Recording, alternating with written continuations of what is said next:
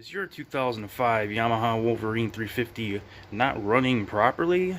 Well, sometimes if it's not a dirty carburetor, it can be a dirty Magneto not sending proper spark to the spark plug. So let's check her out. So on these particular models, the Magneto sits about here behind this cover. So we're going to begin with taking these two hex keys out. And your cover is now off. That is just the cover for the clutch shift lever. Just loosen your 10mm clutch bolt. So you zip off your 10mm bolt, and this should just pop right off with maybe a little bit of force. So you have a total of 4 8mm bolts to get this pull cord cover off. And then you have an 11mm bolt that you have to remove. I wedged a crowbar in there so I can actually get it loose without it turning. Now it should just pull right out. Boom, done. So you got 1, 2, 3, 4, 5, 6, 7, 8, 9, 10, 11, 12. Alright, and out comes your cover. There's like a little spur gears and whatnot. And there is the Magneto. Looks pretty crisp. Now, before I do anything, I just want to explain how this functions a little bit.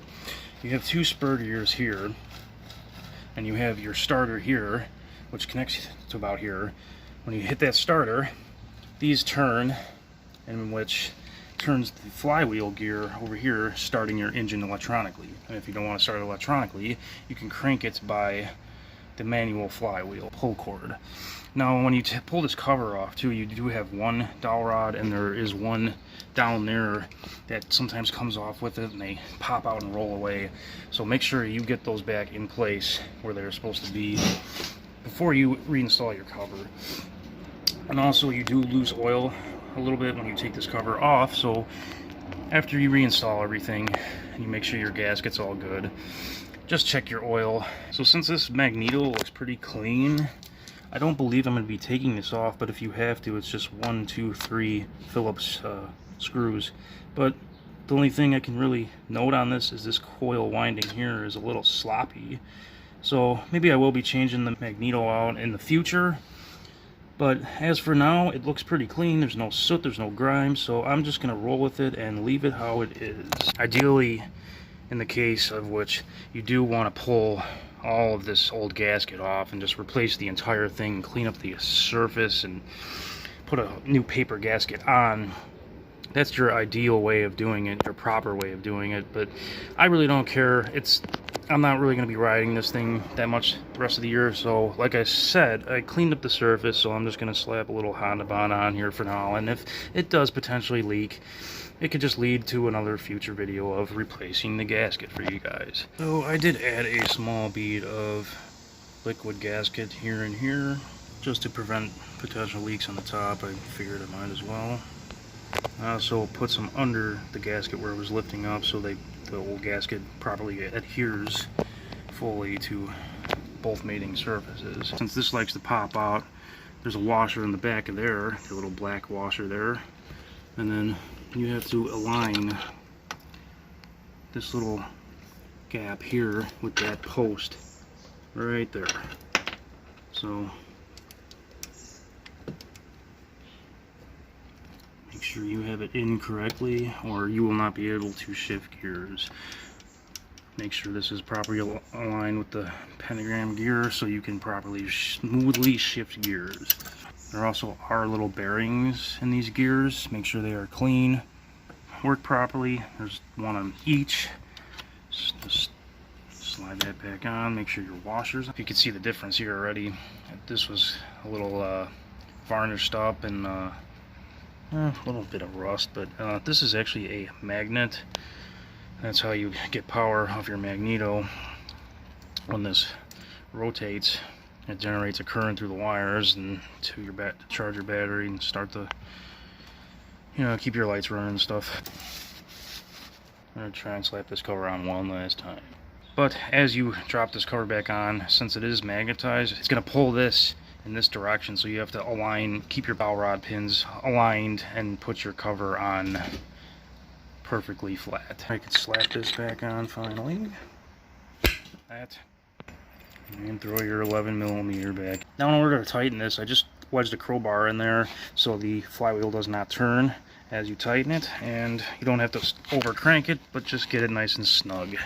These are just 4 8mm short bolts for the pull cover. These are about all 1/8 inch turns again. And boom, done. This is where it can get real confusing. There's 3 longer bolts that I will begin with to make it less confusing. You got 2 down here, and then 1 up here. And again, you always want to start these by hand so you do not cross thread them. I do not impact these on for that very reason. I always do a cross pattern as well so it seats correctly. And an 1/8 inch crank, and it's all good just like that. 1/8 inch crank, and 1 more.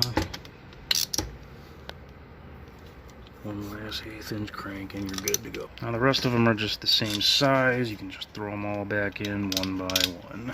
This pattern, I do like to do a cross pattern as well. So 1/8 inch turns, boom, done. Over here, boom, done. Boom, done. Down here, done. Up here, done. Done. And up here, done. And then I just kind of go around one more time and make sure they're all good, nice and snug. Just a tad of PB blaster too, so you don't gall up the spline threads on this. You set your height at your preferable level. You may have to tap it on with a small hammer and wiggle it at the same time just to get this threaded on right. But be careful because you can damage those spline threads real easy.